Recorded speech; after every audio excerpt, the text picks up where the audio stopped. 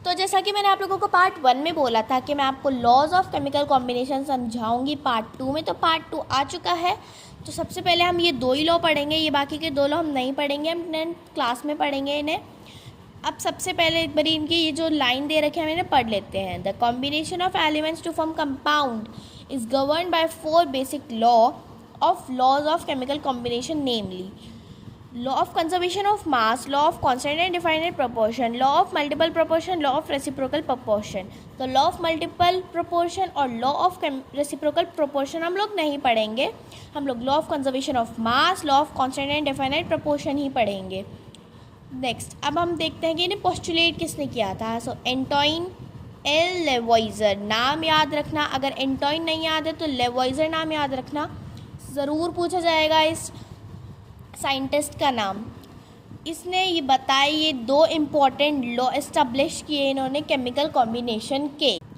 सबसे पहले है law of conservation of mass. तो बेटा क्या कहता है ये law of conservation of mass कहता क्या है?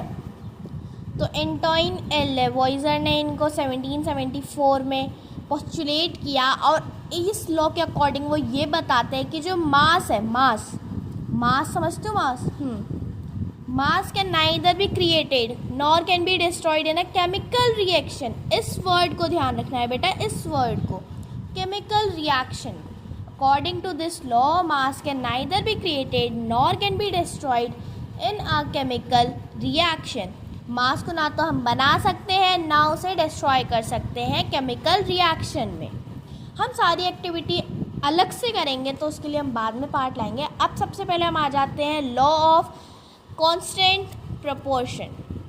एक लॉ ऑफ कांस्टेंट प्रोपोर्शन एक फ्रेंच केमिस्ट थे जोसेफ प्राउस्ट इन 1799 जिन्होंने इसको पोस्टुलेट किया है। वो बताते हैं according to this law when different elements combine to give a pure compound, when different element combine to give a pure compound the ratio between the masses and these element will always remain same.